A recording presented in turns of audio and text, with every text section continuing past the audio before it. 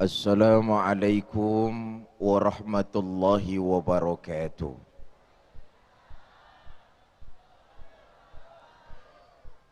Alhamdulillahi rabbil alamin. Wassalatu wassalamu ala asrafil anbiya'i wal mursalin Sayyidina wa maulana Muhammadin wa ala alihi wa sahbihi ajma'in. Amma ba'du.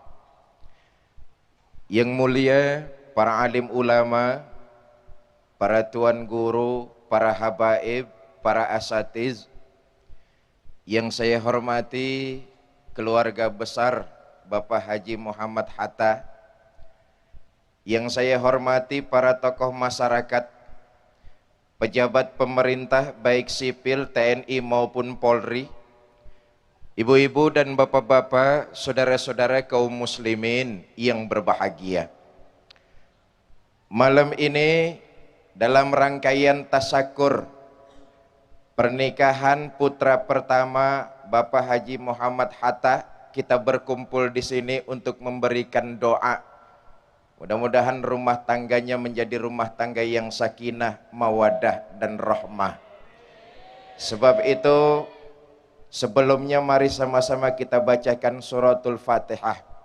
Mudah-mudahan Allah berikan keberkahan hidup kepada keluarga besar Bapak Haji Muhammad Hatta. Ala hazihi niyyah al-Fatihah. A'udzubillahi minasyaitonirrajim. Bismillahirrahmanirrahim. Alhamdulillahirabbil alamin. Arrahmanirrahim. Maliki yaumiddin. Iyyaka na'budu wa iyyaka nasta'in. Rabbighfir lana wa liwalidina amin. Ibu bapak, saudara-saudara, karena sudah melewati beberapa rangkaian acara, malam ini saya ingin mengangkat tema yang umum saja tentang tabligh akbar malam ini. Ketika Rasulullah berangkat ke Madinah, beliau mampir di satu daerah yang disebut Kuba. Ngapain? Bangun masjid. Selesai itu beliau melanjutkan perjalanan masuk ke Madinah. Apa yang dikerjakan Nabi pertama? Bangun masjid. Ini bertanda bahwa umat Islam dengan masjid tidak boleh berpisah. Umat Islam dengan masjid tidak boleh jauh-jauh. Umat Islam harus menjalankan apa yang diajarkan dari masjid. Masjid dengan umat Islam sama seperti ikan dengan air. Dua-duanya tidak boleh berpisah. Jelas Bu? Jelas? Apaan? Umat Islam dengan masjid persis ikan dengan air. Ayo, ada enggak ikan yang enggak suka hidup di air? Ada apa tidak? Ada, namanya ikan mau mampus.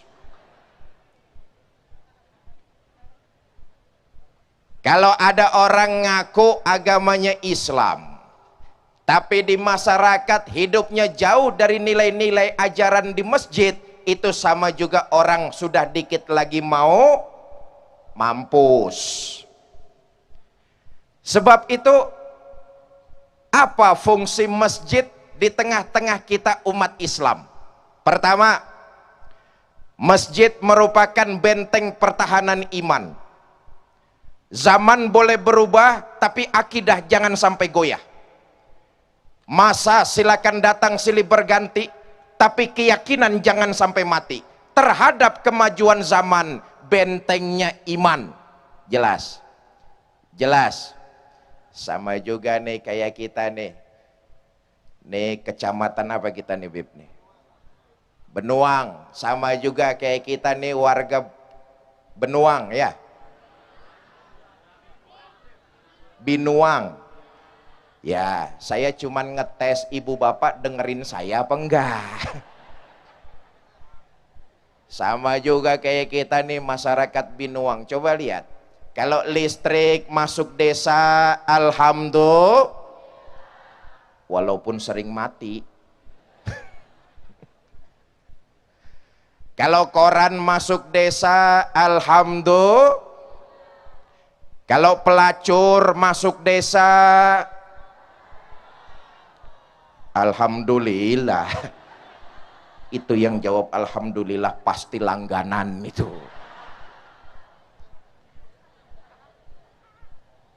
Terhadap kemajuan zaman, bentengnya adalah iman. Jujur, kita ini umat Islam sering mengucap beriman, mulutnya beriman, tapi sekuler dalam perbuatan. Masih banyak di antara kita umat Islam yang mulutnya beriman, tapi sekuler dalam perbuatan. Saya beriman kepada Tuhan yang Maha Esa. Dengar di kantor mau ada mutasi jabatan, kasakusuk nyari mbah. Sholat mah menghadap Allah, tapi dagangan mau laris ngadep dukun. Itu kan namanya iyyaka na'budu wa dukun nasta'in itu.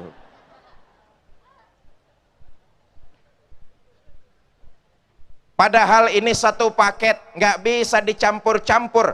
Kalau menyembah hanya kepada Allah, maka minta tolonglah juga ke sana. Iman yang murni kepada Allah, jangan dicampur-campur. Awas, sekarang ini ada kalimat yang kedengarannya manis tapi isinya racun. Ini hati-hati nih. Ada kalimat, semua agama kan benar, semua agama kan baik, semua agama kan bagus. Awas, ini hati-hati. Saya setuju dengan kalimat ini, tapi tidak titik di situ, koma. Semua kalimat benar bagi penganut agamanya masing-masing. Titik segede kelapa. Buat kita umat Islam, agama yang paling benar di sisi Allah tidak lain adalah agama nilai-nilai keimanan yang murni kepada Allah Subhanahu wa ta'ala. Sebab itu zaman boleh berubah, masa silakan datang silih berganti, tetapi keyakinan jangan sampai mati. Karena iman kita hidup, untuk iman kita berbuat, dan dalam nilai keimanan kita ingin wafat menghadap Allah Subhanahu. Ibu bapak, saudara-saudara kaum muslimin yang saya hormati, selama ini ternyata masih banyak juga kita umat Islam yang sering meninggalkan iman di rumah daripada kita bawa kemana-mana. Iman, nilai-nilai ajaran agama sering ketinggalan di rumah daripada kita bawa kemana-mana. Pegawai mau ke kantor, iman ditinggal di rumah. Man, kamu di rumah saja, tidak usah ikut ke kantor, sebab kalau kamu ikut ke kantor saya nggak bisa korupsi. Man, iman ketinggalan di rumah. Pedagang mau ke pasar, iman ditinggal di lemari. Man, kamu sini saja, nggak usah ikut ke pasar, sebab kalau kamu ikut ke pasar saya nggak bisa nyurangin timbangan. Man, anak muda malam minggu mau apel ke rumah pacar, iman ditinggal di lemari. Malam minggu nih man, kamu di rumah saja, nggak usah ikut apel, sebab kalau kamu ikut apel tangan saya nggak bisa macam-macam. Man, lihat fenomena ini kan yang terjadi. Maraknya praktek korupsi, curangnya timbangan di pasar, bahkan terjadinya tabrakan antara pemuda dengan pemudi, itu karena iman sering ketinggalan di rumah. Ya Allah, pemuda tabrakan dengan pemudi. Kalau mobil tabrakan dengan mobil, kita tahu ringseknya ke dalam. Tapi kalau pemuda tabrakan dengan pemudi, ya terusin aja sendirilah. Fenomena ini kan yang terjadi di tengah masyarakat kita. Apalagi soal korupsi, ya Allah, korupsi sudah hampir menjadi tradisi dari bangsa kita, hampir menjadi tradisi, menyedihkan dan sangat memilukan. Hampir di setiap lini terjadi praktek korupsi. Korupsi di Indonesia sedemikian parah. Bahkan ada anekdot,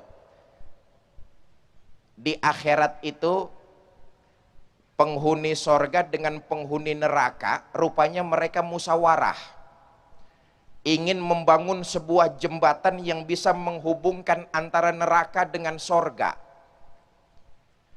Sepakatlah mereka untuk membangun sebuah jembatan. Fungsinya agar tetap bisa saling mengunjungi dan terjalin silaturahmi. Dimulai proses pembangunan jembatan antara neraka dan sorga. Rupa-rupanya pembangunan jembatan lebih dahulu selesai di wilayah neraka. Sementara di sorga nggak selesai-selesai. Jangankan jembatan, tiang pancangnya saja belum terpasang. Ini penduduk neraka jengkel. Penghuni sorga, cepet dong bangun jembatannya, kita sudah selesai di sini. Tinggal nyambung saja nih, segera bangun jembatannya. Kata penduduk sorga, Mas, bagaimana kami mau bangun jembatan? Pimpinan proyek, pemborong sama menterinya di sana semua. Di sini nggak ada yang ngebangun.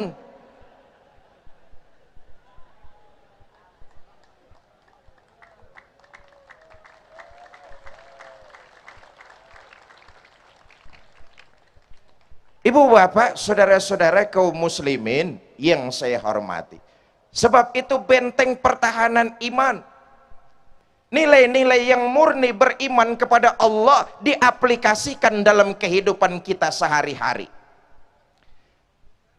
Orang yang beriman seyakin-yakinnya kepada Allah, nanti di akhirat akan mendapat ganjaran dengan balasan berupa surga.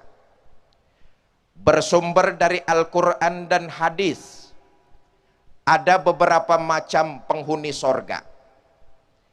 Ada orang mukmin yang masuk sorga, ada orang mukmin yang dimasukkan ke dalam sorga, dan ada orang mukmin yang jadi penduduk sorga. Loh, kok beda-beda Pak? Iya, karena waktu hidup di alam dunia amalannya juga tidak sama. Beda antara masuk dengan dimasukkan. Saudara, kalau masuk itu biasanya ada proses. Ibu bapak nanti pulang pengajian dari rumah Pak Haji Atta sampai rumah, buka pintu gerbang, buka pintu depan, buka pintu kamar. Itu namanya masuk rumah. Tapi kalau dimasukkan, ujuk-ujuk ada di dalam. Ujuk-ujuk bahasa sininya apa nih, bahasa Tapin? Hah? Tahu-tahu. Tahu-tahu. Tidak sama antara masuk dengan dimasukkan. Bu, ibu lebih terasa mana masuk dan dimasukkan? Sampean ngeres aja sampean lah. Pertama, orang mukmin yang masuk sorga. Saudara mau masuk sorga? Nih yang pertama tiketnya murah nih.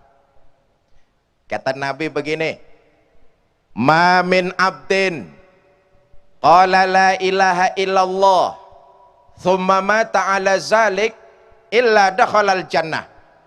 Siapa orang yang mengucap dua kalimat syahadat, meyakini kebenarannya dan tidak menyekutukan Allah sedikit pun sampai mati, orang mukmin seperti ini masuk sorga.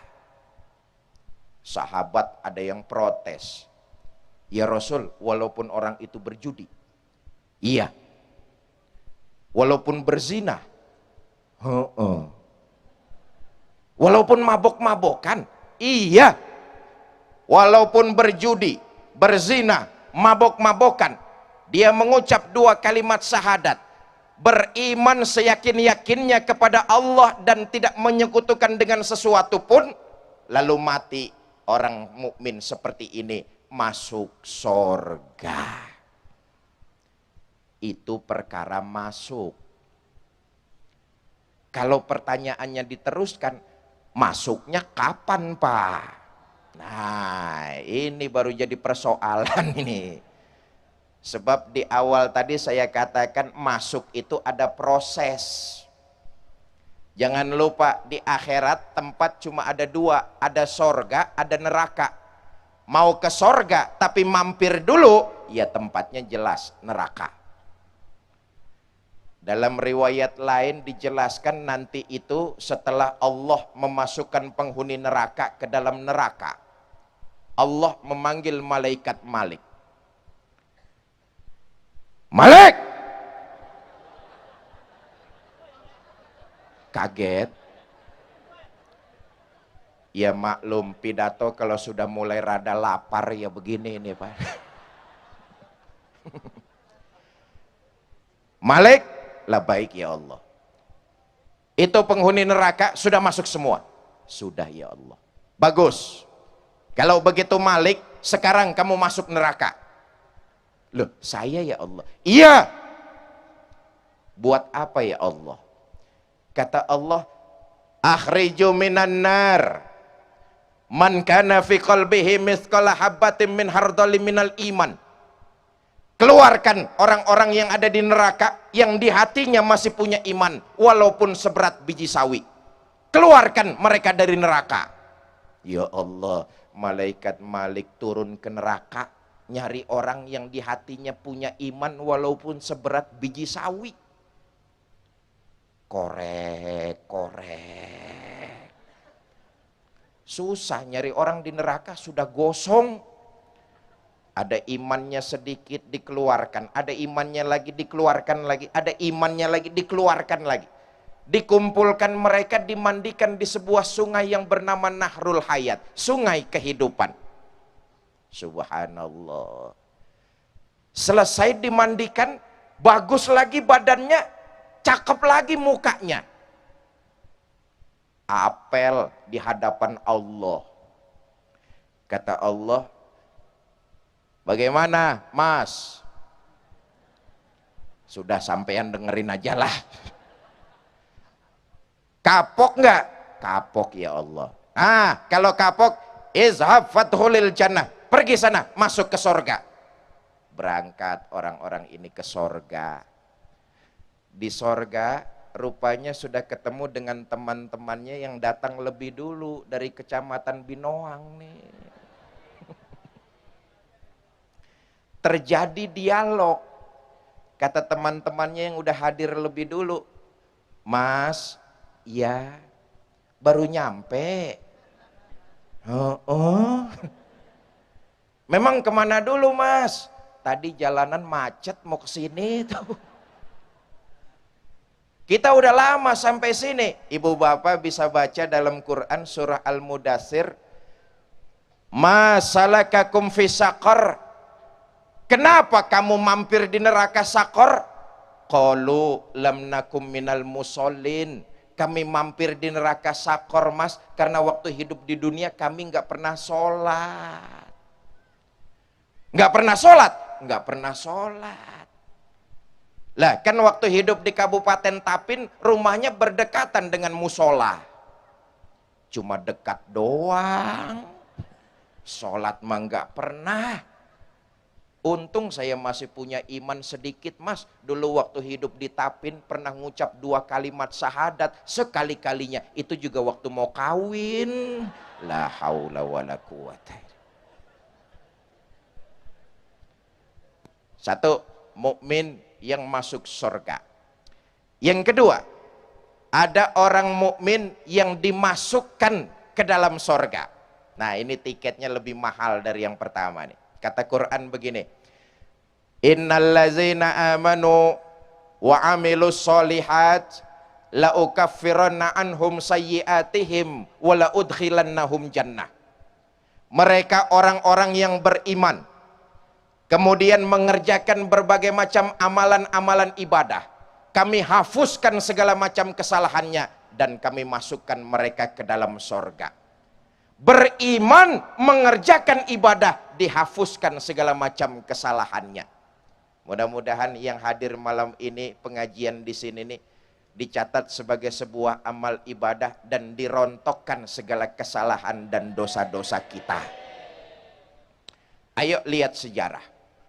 Satu-satunya makhluk yang sudah mendapat jaminan masuk sorga, satu-satunya makhluk yang sudah mendapat jaminan ampun dari dosa adalah baginda kita Nabi besar Muhammad.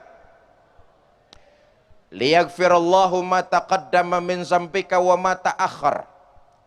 Muhammad, dosamu yang lalu, yang sekarang atau yang akan datang kalau memang ada, seluruhnya sudah mendapat jaminan ampun dari Allah. Dosa sudah mendapat jaminan ampun. Dalam riwayat kita baca, istighfarnya sehari semalam gak kurang 100 kali. Ibadahnya makin luar biasa.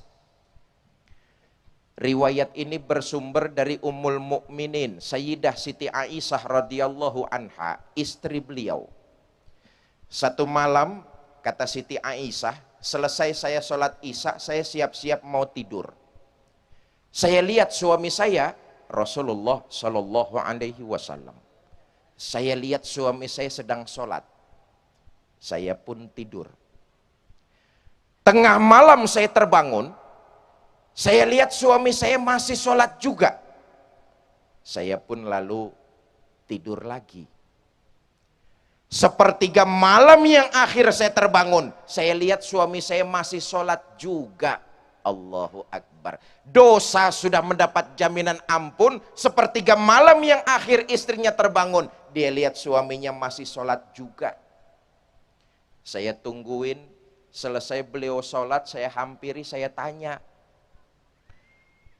Bang, ada apa? Oh, jangan salah saudara, Nabi itu kalau sama istrinya tipe suami romantis. Ini pesan juga buat mempelai nih. Nabi itu kalau sama istrinya tipe suami romantis. Ayo lihat sejarah lagi. Beliau kalau manggil istrinya dengan kalimat ya Humairo, hai yang kemerah-merahan. Bahasa anak sekarang, ada apa beb? Romantis Nabi itu. Panggilan memang kelihatannya sepele, tapi dapat membangkitkan keharmonisan dalam berumah tangga. Ini kan mengajarkan kepada kita kaum suami untuk romantis kepada istri. Kadang-kadang kita kaum suami kan tidak. Terlalu jujur, tapi sering nyakitin. Sudah tahu istrinya hitam, kalau manggil, buluk sini kamu nih. Ini kan jujur tapi nyakitin nih. Nabi enggak, ada apa yang? Bang, abang kan sholat, abang kan dosanya sudah mendapat jaminan ampun dari Allah. Terus, ya kalau sholat jangan gitu-gitu benar, kenapa sih bang? Lihat, mendapat setengah protes dari istrinya, apa jawab Nabi? Afala uhibbu an akuna abdan sakuro. Aisyah, kamu pikir saya enggak senang? Oleh Allah saya mendapat gelar abdan sakuro, hamba yang pandai bersyukur. Makin diampuni dosa saya, makin saya bersyukur kepada Allah. Makin diampuni dosa saya, sujud dan ibadah saya kepada Allah makin saya tingkatkan. Ibu bapak, saudara-saudara, beriman mengerjakan berbagai macam ibadah. Nah, yang ingin saya garis bawahi, salah satu gudang ibadah adalah dalam rumah tangga kita masing-masing. Itu salah satu gudang ibadah. Istri taat kepada suami, ibadah. Iya bu. Bu.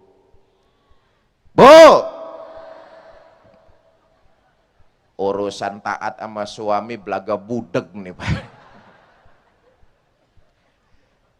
Jangan lupa, setelah seorang perempuan bersuami, maka hal pertama yang harus dia dapatkan adalah izin suaminya.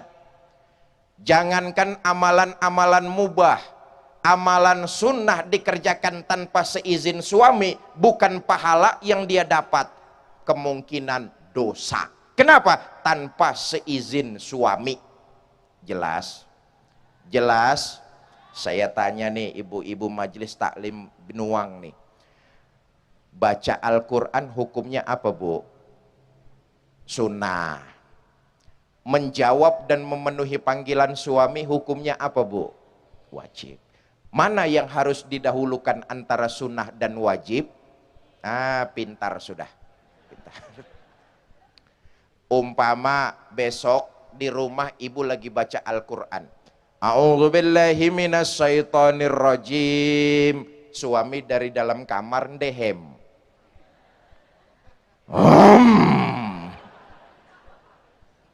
Ibu tahu maksud ndeheman suami, buru-buru tutup Qur'annya. Shadaqallahul azim. Insya Allah pahala bacaan Qur'annya dapat, pahala memenuhi panggilan suaminya juga dapat. Cuma kasihan malaikat bingung. Ini perempuan ngaji model apa ini? Selama suami tidak melanggar perintah Allah, istri taat kepada suami merupakan ibadah. Ya bu, bu, oh sesungguhnya enak jadi kaum ibu nih. Satu-satunya makhluk yang sudah mendapat jaminan masuk surga dari Nabi, kaum ibu. Bu, bu, ibu sudah dijamin masuk surga oleh Nabi. Pak, Pak, Bapak enggak dijamin. Kasihan. Kata Nabi, ayyuma mra'atin matat wa zawjuha an haradin dakhalatil jannah min ayyi babin. Jika seorang istri meninggal dunia, suaminya ridho dengan apa yang pernah dikerjakan oleh istri, maka si istri disuruh masuk surga, milih lewat pintu mana saja. Enak apa tidak? Saya tanya, ibu mau masuk surga? Jawabannya 19 orang. Ibu mau masuk surga? Kuncinya ridho suami. Iya bu, iya bu. Pak, Pak, saya tanya, kira-kira kalau istrinya meninggal dunia, Bapak ridho apa tidak?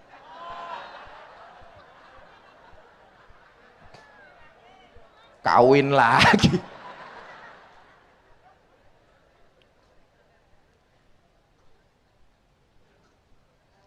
Kaum ibu, hutang jasa teramat besar kepada baginda Nabi besar Muhammad Sallallahu Alaihi Wasallam. Istri yang soleha sudah dijamin masuk surga lewat pintu mana saja. Hutang jasa teramat besar kepada Nabi. Iya bu, iya bu. Ayo lihat sejarah. 15 abad yang lalu sebelum Rasulullah dilahirkan ke alam dunia, peradaban dunia ketika itu cuma ada 3, Romawi, Yunani, Asia Tenggara. Ketiga-tiga negara ini sangat melecehkan kaum wanita. Di Romawi, sebuah keluarga boleh memperdagangkan anak gadisnya. Di Yunani, seorang suami bebas memperdagangkan istrinya di pasar. Na'udzubillah min. Bahkan di Asia Tenggara, di Cina, dinasti terakhir kerajaan Ming di Cina itu pernah membangun istana dengan 1000 kamar. Kenapa? Istri raja 1000. Istri raja 1000. Saya nggak bisa pikirkan kalau raja istrinya 1000, itu raja kapan sempat pakai kolornya.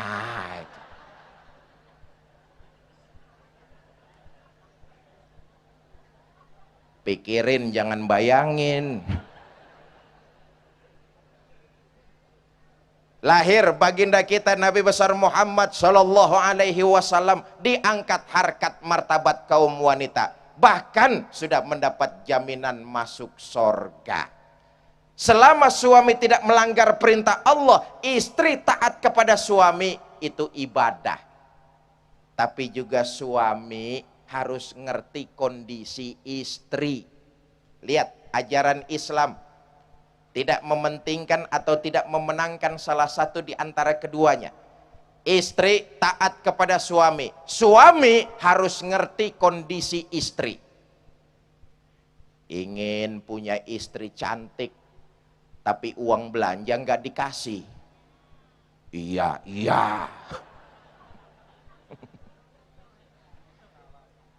Itu istri suruh bebedak pakai areng. Betul Bu? Pak, kasih uangnya, belanjain istrinya, jangan pelit. Bu, ibu mau tahu ciri-ciri suami pelit? Mau tahu ciri-ciri suami pelit? Ciri-ciri suami pelit biasanya kalau buka dompet miring, Bu. Pengalaman.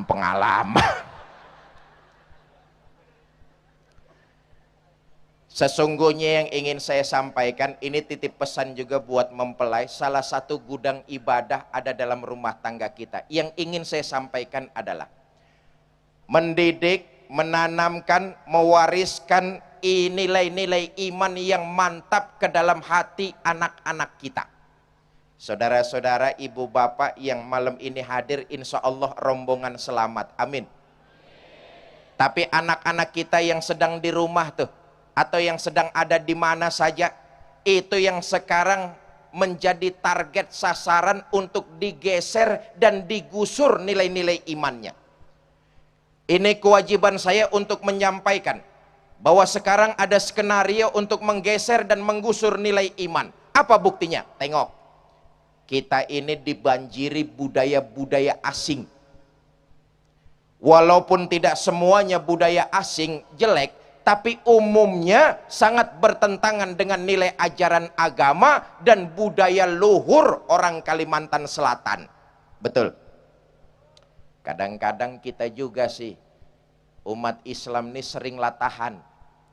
Ingin nyontoh barat, bukan teknologinya, malah westernisasinya. Bukan isinya yang kita ambil, tapi kulitnya yang kita contoh. Akibatnya teknologinya belum maju, tapi orangnya sudah ke barat-baratan. Bergaulnya cara barat. Mendidik dan menyekolahkan anaknya gaya barat. Bahkan nyanyinya pun lagunya sering lagu barat. Yang orang lain gak ngerti, dia sendiri juga gak paham. Westernisasi. Satu contoh, mendidik dan menyekolahkan anak. Kita dibanjiri budaya asing. Disadari atau tidak, setahap demi setahap menggeser dan menggusur nilai iman.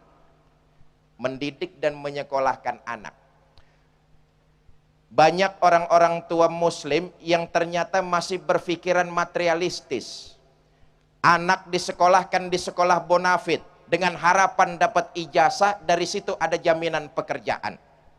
Soal iman anak mau diapakan, agama anak mau dibagaimanakan, kadang orang-orang tua muslim tidak pernah mau peduli. Betul. Tengoklah di kampung-kampung, nasib yayasan Islam, nasib sekolah Islam, madrasah-madrasah sekarang ini banyak yang gulung tikar. Madrasah tuh terkena penyakit yang disebut la yamutu wa la yahya. Enggak bermutu gara-gara kurang biaya.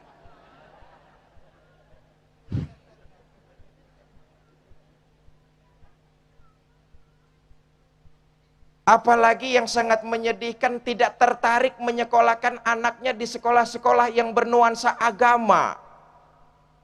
Masih banyak loh, ini fenomena di tengah masyarakat kita. Kadang-kadang kalau anaknya mau masuk pondok pesantren, orang tuanya nggak setuju tuh.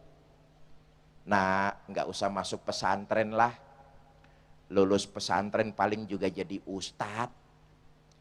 Proyeknya tahlilan, ngarepin orang mampus. Nggak tertarik menyekolahkan anak di sekolah yang bernuansa agama. Dibanjiri kita dengan berbagai macam budaya yang sedikit demi sedikit menjauhkan kita dari nilai ajaran agama dan tradisi budaya orang Kalimantan Selatan. Saudara, Kalimantan Selatan ini dikenal gudangnya ulama. Masyarakat Kalimantan Selatan, khususnya Kabupaten Tapin, dikenal masyarakatnya kuat memegang nilai ajaran agama dan tradisi budaya. Betul ya? Dulu di sini nih ada satu tradisi. Kalau anak perempuannya dilamar orang, calon mertua akan bertanya kepada calon menantunya itu, kamu mau melamar anak perempuan saya, memangnya kamu sudah berapa kali khatam Al-Quran? Sudah berapa juz yang kamu hafal? Kitab apa yang sudah kamu kuasai? Dulu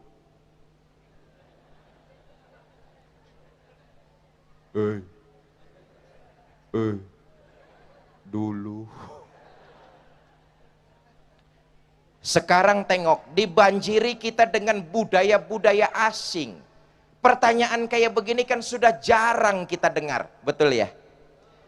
Yang ada kalau anak perempuannya dilamar orang, calon mertua akan bertanya tentang status sosial, pekerjaan, aktivitas. Kamu mau melamar anak perempuan saya, memangnya kamu sudah kerja di mana? Gajinya sebulan berapa? Kendaraannya pakai motor bebek, apa soang atau apa? Soal mantu bisa baca Al-Quran apa tidak, nomor 18. Soal mantu sholatnya benar apa tidak, lah mertuanya aja nggak pernah sholat. Budaya-budaya asing, disadari atau tidak, menggeser dan menggusur nilai-nilai ajaran agama. Sebab itu wariskan nilai iman yang mantap kepada anak-anak kita, generasi Islam di masa yang akan datang.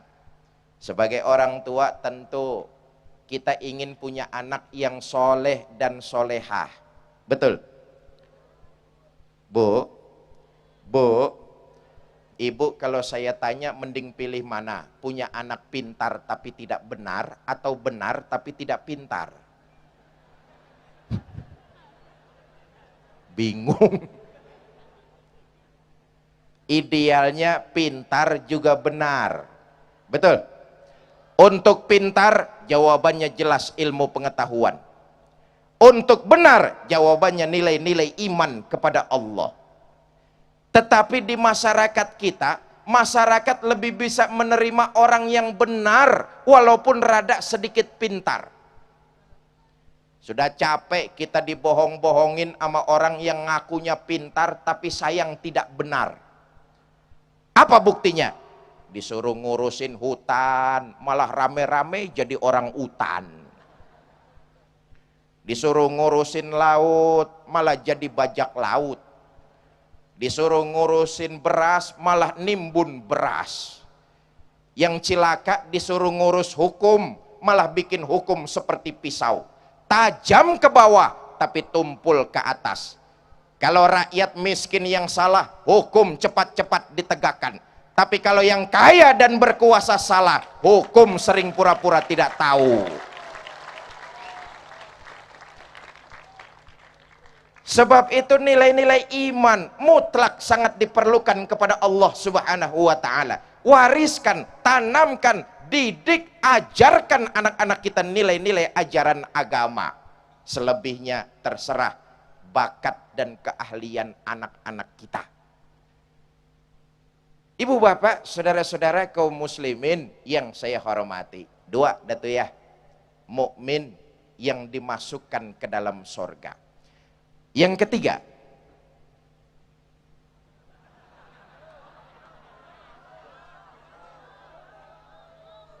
iya saya cuman ngeliat jam doang. Emang pidato di Tapin sampai jam berapa memang? Sampai jam 2. Anda puas, saya lemas. Saudara,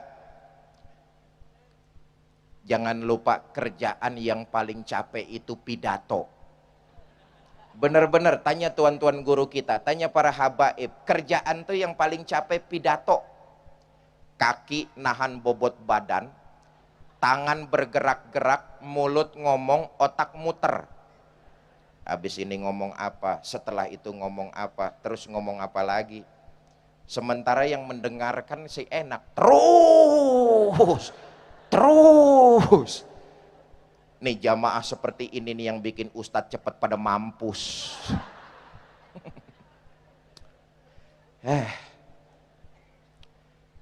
Saya secara pribadi berterima kasih kepada keluarga besar Pak Haji Muhammad Hatta. Beliau salah satu kawan akrab guru kita, Allah yarham, Kiai Haji Zainuddin MZ. Dan alhamdulillah malam ini saya melanjutkan silaturahmi yang sudah dilakukan oleh orang tua saya beberapa puluh tahun yang lalu, bisa hadir ke tengah-tengah masyarakat Kabupaten Tapin. Memang sejak 5 tahun lalu semenjak guru kita Allah yarham Kiai Haji Zainuddin MZ wafat, jihad dakwah ini saya lanjutkan. Sebagian besar Nusantara saya sudah datangi untuk dakwah dan silaturahmi. Saya saksikan betapa negara kita Indonesia ini kaya, besar, dan luas. Dari Aceh sampai Papua saya sudah datangi untuk dakwah dan silaturahmi. Saya saksikan, saya makin bangga jadi anak Indonesia. Negara kita kaya, besar, dan luas. Saya pernah dakwah di Pulau Sulawesi. Dari Makassar ujung pandang ke salah satu kabupaten namanya Morowali. Saya tempuh perjalanan darat 18 jam. Balik lagi ke Makassar ujung pandang 18 jam. Total perjalanan darat saya pulang pergi 36 jam. 36 jam masih di Sulawesi. Begitu besar dan luas negara kita. Maka dakwah di Indonesia diperlukan ekstra niat, ekstra fisik. Dakwah itu Pak, kalau nggak mau capek, tiap Sabtu atau Minggu saja tuh ngaji di TV One. Itu nggak capek ya Bib ya. Itu nggak capek tuh, enak. Ngaji cuma setengah jam, se-Indonesia orang dengar. Saya nggak perlu warawiri seperti malam ini nih. Cuma setengah jam se-Indonesia orang dengar. Yang kedua, amplopnya rada gede.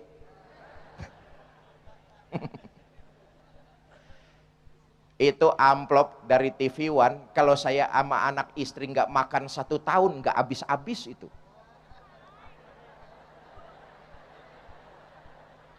Ini protes aja ini. Ibu bapak, saudara-saudara kaum muslimin yang saya hormati. 2 ada tuh ya, mukmin yang dimasukkan ke dalam surga. Sekarang yang ketiga, ada orang mukmin yang jadi penduduk surga. Ini kaitannya dengan nilai iman nih. Hidup dan berbuat serta mati dalam nilai keimanan. Mukmin yang jadi penduduk surga. Nah ini tiketnya lebih mahal dari yang pertama dan kedua. Kata Quran begini, innal ladzina amanu thumma istaqamu fala khaufun alaihim walahum yahzanun ulaika ashabul jannah hum fiha. Mereka orang-orang yang beriman, istiqomah dalam keimanannya, tidak merasa ragu, takut, khawatir, apalagi bimbang. Mereka itulah yang nanti akan jadi penduduk sorga. Beriman, istiqomah dalam keimanannya. Saya ingin menyampaikan satu riwayat, mudah-mudahan ini bisa menjadi iktibar, pelajaran berharga buat kita. Betapa orang bahagia mempertahankan iman dan orang celaka karena menggadaikan prinsip dan nilai-nilai keimanan.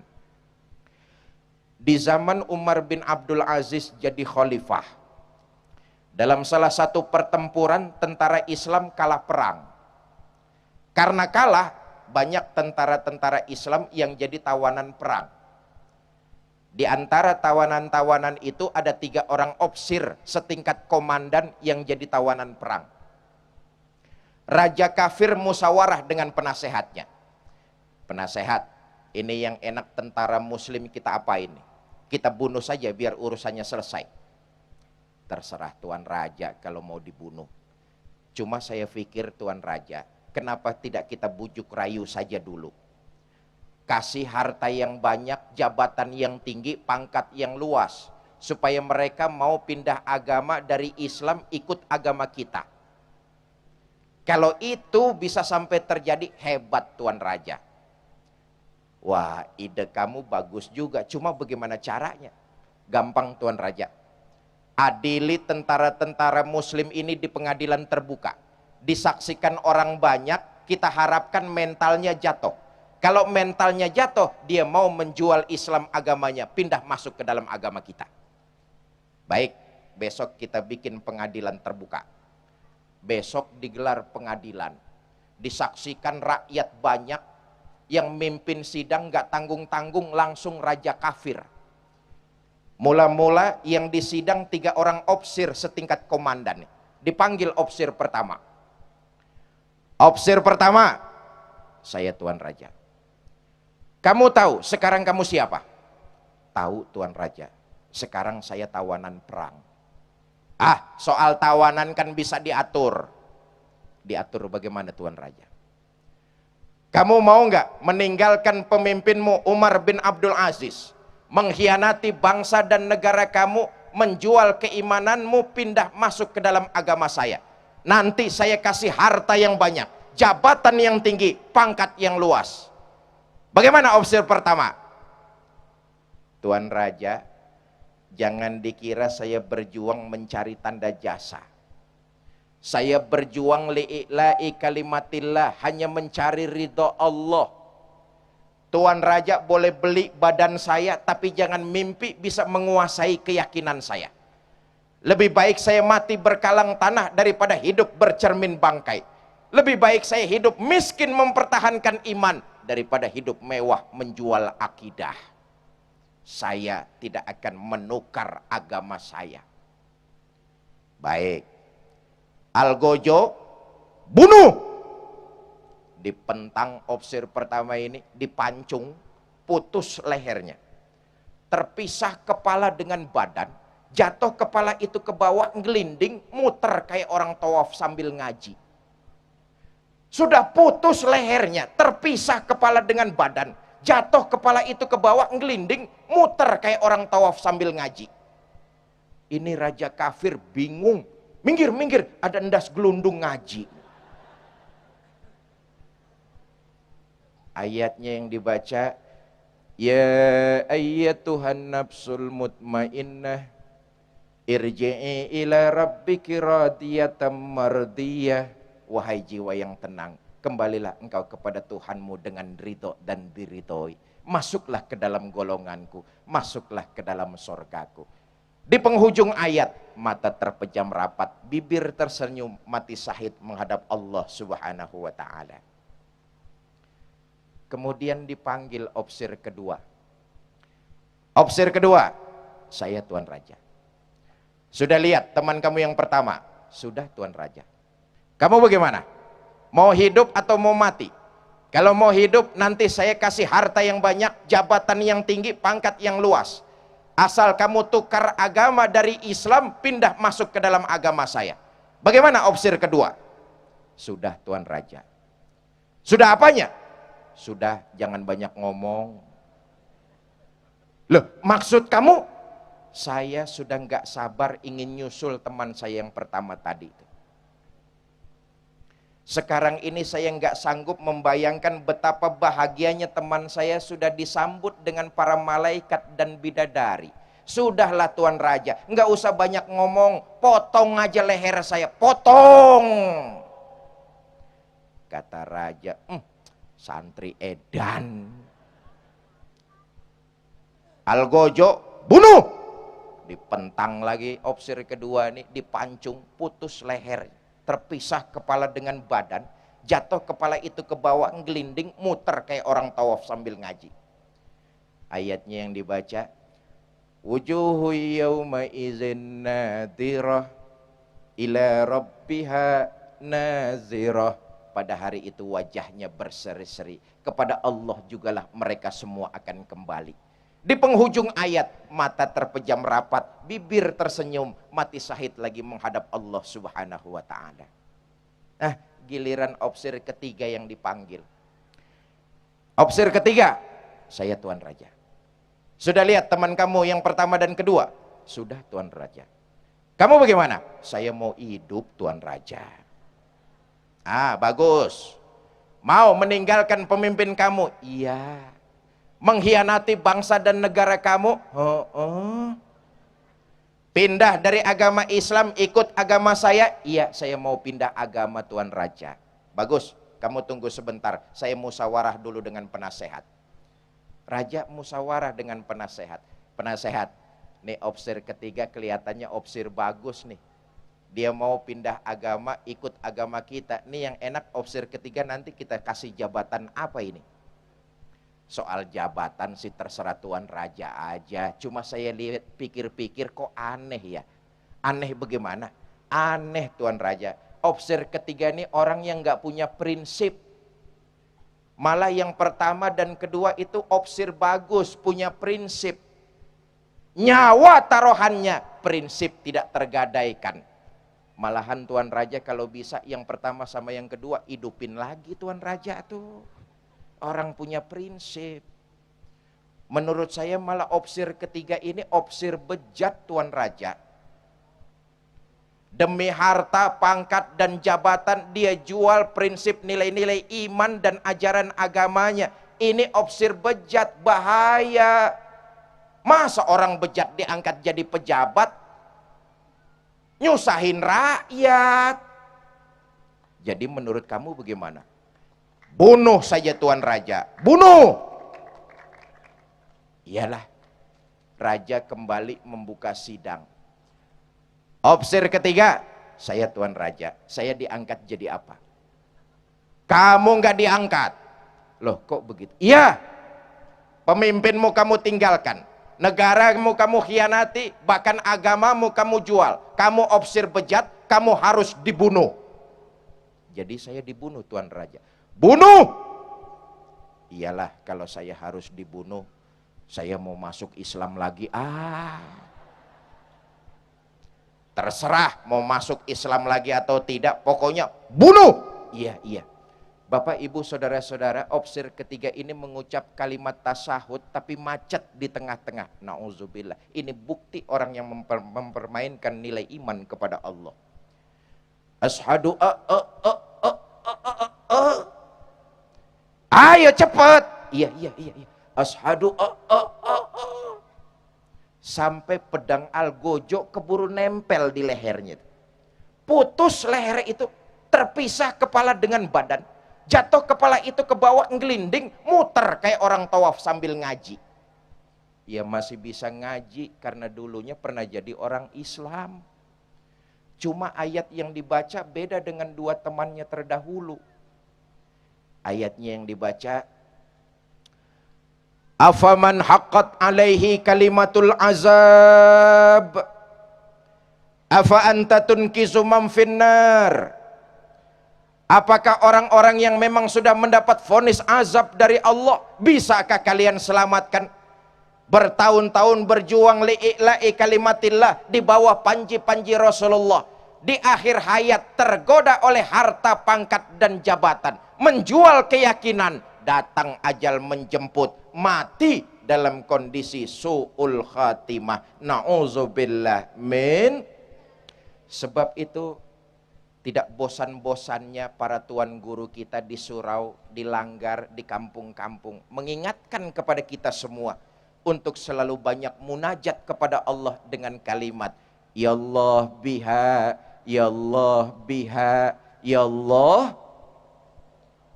Karena di ujung itulah penilaian kita di sisi Allah subhanahu wa ta'ala. Ibu bapak, saudara-saudara, nilai-nilai iman. Satu datu ya. Satu. Tablik akbar malam ini.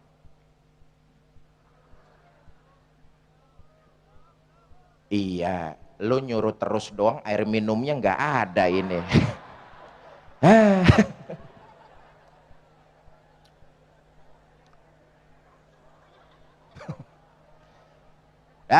Masjid benteng pertahanan iman. Karena iman kita hidup, untuk iman kita berbuat, dan dalam nilai iman kita ingin kembali menghadap Allah Subhanahu wa taala. Yang kedua, masjid mengajarkan kepada kita semua umat Islam, khususnya Kabupaten Tapin. Masjid mengajarkan untuk selalu mencari persamaan, jangan memperbesar perbedaan. Bahwa di tengah-tengah kita ada perbedaan, itu adalah rahmah.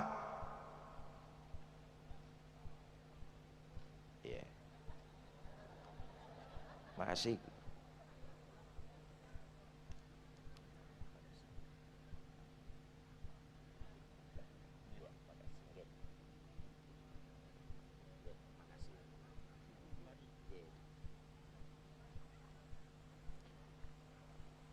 Mohon maaf ada iklan.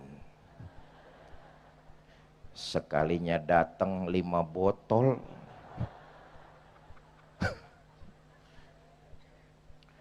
Ini saya curiga tambah lama ada galon ada di sini. Sampai mana saya tadi itu?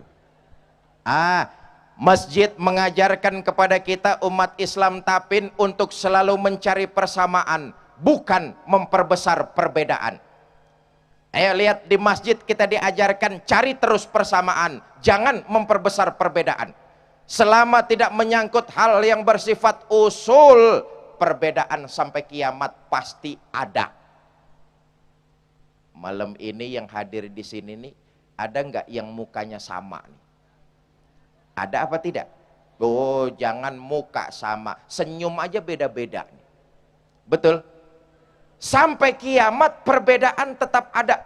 Selama tidak menyangkut hal yang sifatnya usul, ayo kita lapang dada, menghormati dan saling menghargai. Yang sifatnya usul, Allah, Al-Quran, baginda kita Nabi besar Muhammad Sallallahu Alaihi Wasallam. Kalau itu berbeda, barulah kita bisa mengatakan aliran sesat. Nih, sekarang aliran-aliran sesat banyak. Betul. Yang ngaku-ngaku jadi nabi banyak. Sebab itu kita umat Islam semenjak Rasulullah diutus ke alam dunia sebagai khotamun nabiyyin, penutup para nabi dan rasul. Kalau ada orang yang ngaku-ngaku nabi setelah Nabi Muhammad, kita wajib untuk tidak percaya. Jelas? Oh Pak, jenggotnya bekepang Pak. Nggak ada soal. Sorbannya 7 meter Pak. Bodoh amat. Kalau ngaku nabi setelah Nabi kita Muhammad Sallallahu Alaihi Wasallam, aliran sesat. Awas, hati-hati nih. Sekarang lagi marak nih. Di Jakarta tuh, itu gudangnya ulama, gudangnya habaib, gudangnya kiai, aliran-aliran keblinger masuk di Jakarta. Beberapa tahun lalu ada aliran namanya aliran Salamullah. Aliran ini dipimpin oleh seorang wanita namanya Lia Aminuddin. Salamullah namanya loh. Menyerupai nama-nama Islam, tapi dalamnya menggerogoti akidah kita. Mula-mula Lia Aminuddin mengaku dirinya sebagai nabi. Kemudian bikin kerajaan namanya Kerajaan Eden. Ditangkap polisi, ngakunya malaikat Jibril. Oh, ini sejarah Pak, satu-satunya polisi di dunia yang bisa nangkep malaikat Jibril cuma polisi Indonesia. Untung ngakunya malaikat Jibril. Coba kalau ngakunya malaikat Israel, polisi pasti bikin pengumuman. Saudara-saudara, berhubung malaikat Israel sudah tertangkap, maka hal-hal mengenai pencabutan nyawa untuk sementara ditunda. La haula wala quwata. Salamullah, jangan ketipu oleh nama Salamullah. Isinya menggerogoti akidah. Dari Jakarta kita pergi ke ujung Pulau Jawa, Jawa Timur bagian timur. Di Jawa Timur bagian timur ada kiai gaul. Namanya Kiai Roy. Kiai Roy pernah mengeluarkan fatwa untuk menambah kekhusyuan ibadah sholat. Sholat boleh pakai bahasa masing-masing. Na'udzubillah min. Saya nggak bisa bayangkan kalau sholat boleh pakai bahasa masing-masing, masjid kita ramai. Yang imam orang Jakarta, takbir pakai bahasa Betawi. Tuhan yang gede banget. Masuk orang Jawa ikut sholat berjamaah, takbir lagi pakai bahasa Jawa. Gusti Allah kang gede temen. Yang kasihan saudara kita dari Maluku ikut sholat berjamaah, takbir lagi pakai bahasa Ambon. Tuhan saya ngada lawan. Rame masjid.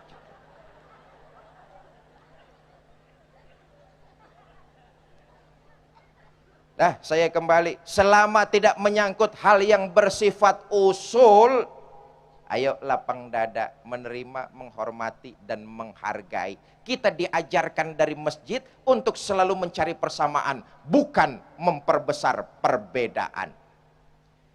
Yang suka maulid, bagus, teruskan. Yang nggak suka maulid, nggak apa-apa, tapi diam aja.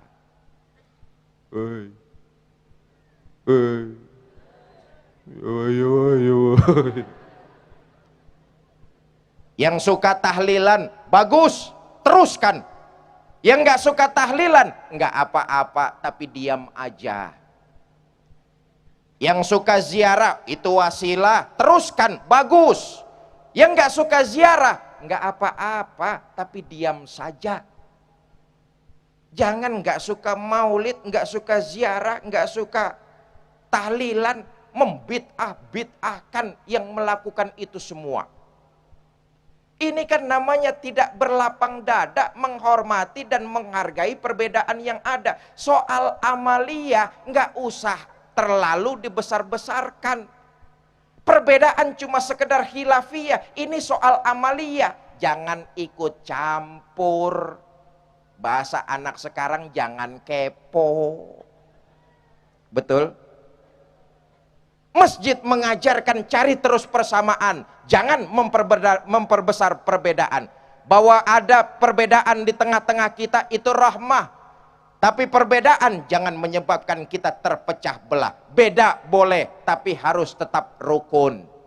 Nah, tangan kanan sama tangan kiri kita beda apa tidak? Beda tapi rukun. Coba lihat, kalau tangan kanan ke depan, tangan kiri nggak egois, ngalah, mundur. Sebaliknya, kalau tangan kiri yang maju ke depan, tangan kanan ngalah, nggak egois, dia yang mundur. Akhirnya kita jalan enak, lenggak-lenggok. Coba kalau dua tangan ini nggak ada yang mau ngalah, bisa dibayangkan kita jalan seperti robot. Beda tapi rukun. Yang satu harus menunjang yang lain, yang satu harus menguatkan yang lain. Itulah kita umat Islam, keluarga besar. Beda tapi rukun. Tangan kanan, coba lihat, walaupun beda dengan tangan kiri. Kalau tangan kiri gatal, tangan kanan nggak perlu diundang, datang garukin tangan yang kiri. Sebaliknya, kalau tangan kanan yang gatal, tangan kiri nggak perlu diundang, datang garukin tangan yang kanan. Kalau dua-duanya gatal, dua-duanya bisa garuk-garukan. Tangan kanan kerjaannya bagus-bagus nih, salaman tangan kanan, ambil kue tangan kanan, tanda tangan tangan kanan, hitung uang tangan kanan. Tangan kiri nggak pernah protes. Tahu diri. Kata tangan kiri, memang tugas saya bidang pembersihan. Tapi tangan kanan ini perhatian dan sayang sama tangan kiri. Itu penting tuh. Yang kanan ini sayang dan perhatian sama tangan kiri. Apa kata tangan kanan? Kiri, kamu sabar saja. Walaupun aku yang megang uang, nanti setelah jadi uang aku belikan jam, kan kamu juga yang pakai. Betul. Yang penting sayang dan perhatian. Apa artinya? Yang kaya bantu yang miskin. Yang alim, ajarkan yang awam. Kalau sudah jadi pejabat, lindungi rakyat. Bukan malah mengkhianati dan menjual rakyat. Beda tapi rukun. Dari situlah, dari masjidlah kita diajarkan untuk selalu mencari persamaan. Bukan memperbesar perbedaan. Kita ini umat Islam, keluarga besar. Malam ini saya ditemani istri datang ke Binuang. Saya hadir di sini tidak merasa sebagai seorang tamu. Saya hadir di sini merasa sebagai seorang keluarga yang datang ke tengah-tengah keluarganya. Kenapa? Kita ini umat Islam keluarga besar. Menghina saudara sama juga menghina saya. Menyakiti saudara sama juga menyakiti saya. Saya adalah saudara, saudara adalah saya. Di hatiku ada kamu. Asik. Ayo, dari masjid, nilai-nilai masjid kita aplikasikan keluar. Cari terus persamaan, jangan memperbesar perbedaan. Ibu bapak, saudara-saudara, dalam rangkaian tasakur tahadus bin nikmah ini saja yang dapat saya sampaikan. Mudah-mudahan ada manfaat, lebih kurang saya mohon maaf. Wallahul muwafiq ila aqwamit thoriq. Assalamualaikum warahmatullahi wabarakatuh. Amin amin amin. Bismillahirrahmanirrahim. Alhamdulillahirabbil alamin. Allahumma shalli wa sallim sayyidina Muhammad isma'in. Allahumma shalli sayyidina Muhammad al-Fatih lima uglika wal khatim min sabaqa. Nasiril haqqi bil haqq wal hadi ila siratikal mustaqim. Sallallahu alaihi wa ala alihi wasahbihi wa qadrihi wa ma'adikal azim. Allahumma shalli sayyidina Muhammad wa ala sayyidina Muhammad. Salatan takun alumnahi baba mashuda wan a'dahi jabam masduda wa ala alihi wasallam nasan matan takuni baba masduda ajin masduda. Allahumma shalli sayyidina Muhammad wa ala sayyidina Muhammad. Salatan takun alumnahi baba mashuda wan a'dahi jabam masduda wa ala alihi wasallam. Allahumma inna nas'aluka bismikal ajamil ma'tubi min narika jan mu'abbad ada imilkil mukhallab fi qalbi nabika Muhammad wa nas'aluka bismikal ajamil wahid wahidil adad al muqaddas an kulli ahad wa bihaqqi bismillahirrahmanirrahim qul wallahu ahad Allahus samad lam yalid wa lam yulad wa lam yakul lahu kufuwan ahad wa bihaqqi bismillahirrahmanirrahim qul wallahu ahad Allahus samad lam yalid wa lam yulad wa lam yakul lahu kufuwan ahad wa bihaqqi bismillahirrahmanirrahim qul wallahu ahad Allahus samad lam yalid wa lam yulad wa lam yakul lahu kufuwan ahad. Antus sallallahu alaihi Muhammad jirahatil jud wa sababil ajamil kalimajud. Salatan tusabitu fi qulubina al-iman wa tuhafizuna al-Qur'an wa tufahimuna minhul ayat tabtahul biha nurul jannat nurul rahmat nurul barakat nurul na'im nurul nabiyyin wa nurul nabiyyin ilwajil karim bi rahmatir rahimin. Allahumma ja'al jam'ana hada jam'an marhuma wa tabarrukana min ba'dihi tabarrukan ma'suma wa khalqna bisalihin wa tawaffana bihamdikahim. Allahumma ajal islam wal muslimin Allahumma ali kalimatika ila yaumiddin birahmatika anrahimin. Allahumma ahyina bil iman wa tawaffana ma'al iman wa asrna fi zumrati ahli iman wa adkhilna jannata ma'al iman birahmatika anrahimin. Rabbana atina fid dunya hasanah wa fil akhirati hasanah wa qina adzabannar. Rabbana taqabbal minna innaka antal alim wa tub anta rahim Wassalamualaikum warahmatullahi wabarakatuh. Dakwahum biha subhanaka wa salam. Wa akhiran alhamdulillahi rabbil alamin. Taqabbalallahu minkum.